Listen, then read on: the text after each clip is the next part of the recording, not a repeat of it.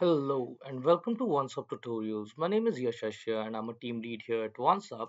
And today in this video tutorial, we're going to see how to delete an already created webhook from your OnceHub account. So let's quickly jump into it and see how it's done. So log into your OnceHub account. Once you log in, you'd be taken to the home page. From the home page, click on the gear icon on the top right and select account integrations. Under account integration, click on automation followed by API and webhooks.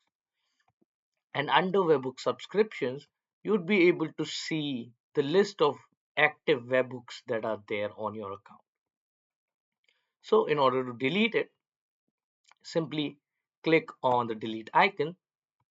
It'll give you a pop-up if you want to permanently delete this webhook subscription or not.